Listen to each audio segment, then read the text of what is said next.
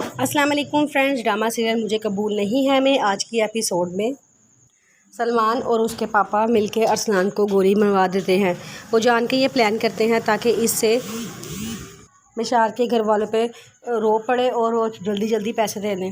جب ارسلان کو گولی لگتی ہے تو سارے بڑا رونا شروع ہو جاتے ہیں۔ اس کی ماما فون کر کے بتاتی ہیں کہ میرے بیٹے کو گولی لگ گئی ہے، آپ لوگوں نے پیسے دینے سے انکار کر دیا تھا نا، جن کا قرض تھا نا انہوں نے گولی مار دیا، اب خوش ہیں آپ۔ جب ان کے گھر میں یہ خبر پہنچتی ہے تو سب کو بڑا غصہ آتا ہے ماریا اور اس کے بہن نشال، دونوں بہت اونچی روشی ہوتی ہے۔ نشال اپنی بہن کو بہت ڈانٹنا شروع کر دیتی ہے، کہتی ہے کہ یہ سب کچھ تمہاری وجہ سے ہوا ہے، یہ سب کچھ تم نے ہی کیا ہے، اگر تم اس دن مان جاتی پیسے دینے کے لیے اور ان کا قرض ادا ہو چکا ہوتا تو آج یہ سب کچھ نہ ہوتا۔ ماری کہتی ہے کہ میں نے ایسا کبھی چاہا ہی نہیں تھا، آپ کیسی باتیں کر رہی ہیں، مجھے کیا پتا تھا کہ وہ اس حد تک معاملہ چلا جائے گا۔ لیکن نشال نہیں مانتی، وہ بڑا غصہ ہوتی ہے، روتی روتی ہاسپٹل چلی جاتی ہے۔ وہاں جا کر دیکھتی ہے تو ارسلان سے پتہ کرتی ہے، ارسلان کی طبیعت تھوڑی سی بہتر ہوتی ہے تو وہ تھوڑی سی مطمئن ہوتی ہے۔ گھر میں مایا سب کو سمجھانے کی کوشش کرتی ہے کہ میرا کوئی قصور نہیں ہے، مجھے تو پتہ بھی نہیں تھا سارا بات، لیکن اس کی دادی ماں اس سے بڑی بدتمیزی کرتی ہیں اور کہتی ہیں کہ تم چلی جاؤ یہاں سے، تمہیں تو ہمارے مسئلے مسائل کی کوئی پرواہ ہی نہیں ہے، تمہیں صرف اپنی ہی پڑی رہتی ہے، جاؤ جا کے اپنی زندگی جیو، تمہیں کیا لگے ہم میں سے کوئی جیے یا ہمارے آگے سے۔ وہ کہتی ہے کہ نہیں دادی ایسی بات نہیں ہے، آپ تو کم از کم مجھے صحیح سمجھیں، آپ ہی مجھے غلط سمجھ رہی ہیں تو سارے ہی مجھے غلط سمجھیں گے۔ لیکن اس کی دادی اس کی بات نہیں مانتی اور اس کی ماما سے کہتی ہیں لاؤ سارا زیور مجھے نکال کے دو، ہم ابھی جیولر کی شاپ پہ جا رہے ہیں، میں نے سلمان کو فون کر دیا ہے اور سلمان اور ہم سب چلتے ہیں۔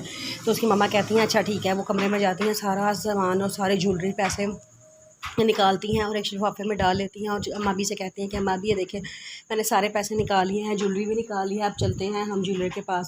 وہاں سے مائرہ آتی ہے تو کہتی ہے کہ آپ لوگ کہاں جا رہے ہیں؟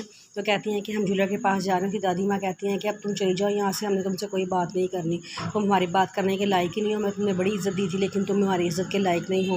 مائرہ کہتی ہے کہ آپ میرے ساتھ ایسے کیوں بات کر رہی ہیں، میں نے کیا غلط کیا ہے، میری چاہے تھوڑی ہوا ہے ان کا ایکسیڈنٹ، لیکن وہ نہیں مانتی اور کہتی ہیں کہ سب کچھ تمہاری وجہ سے ہی ہوا ہے، تم نے ہی جو ہے نا پیسے دینے سے انکار کیا ہے، دیکھ لو نوبت کہاں تک آ پہنچی ہے۔ مائرہ کہتی ہے کہ اگر اتنا مجھے پتہ ہوتا تو میں کبھی بھی ایسے نہ کرتی، لیکن وہ نہیں مانتی۔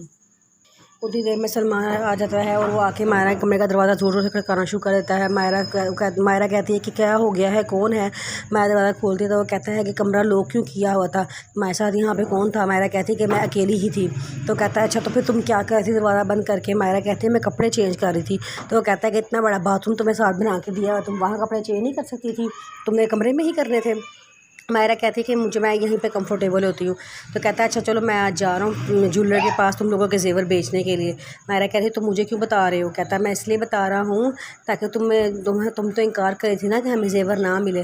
مائرہ کہتی ہے کہ بار بار اس بات کو دہرا کے آپ مجھے شرمندہ نہ کریں۔ یہ کہہ کے سلمان زیور لے کے چلا جاتا ہے اپنی ماما سب کو لے کے ساتھ۔ مائرہ گھر میں اکیلی ہوتی ہے، اتنی دیر میں دروازہ کھڑتا ہے تو عادل آتا ہے۔ عادل آگے مائرہ کو بڑا سمجھانے کی کوشش کرتا ہے کہ تم میری بات مانو، تم جو ہے کیس دائر کرو، یا اس کا شرعی حق تمہارے پاس حاصل ہے، اگر تم اس شادی میں نہیں رہ سکتی تو تمہارے پاس شرعی حق ہے، تم انکار کر دو۔ لیکن مائرہ کہتی ہے نہیں ایسا نہیں ہو سکتا، میں اپنے ماں باپ کی عزت کی خاطر نہیں کھیل سکتی۔ لیکن وہ کہتا ہے کہ تم ایک دفعہ کوشش تو کرو، میری بات پہ عمل تو کرو، سوچو تو صحیح۔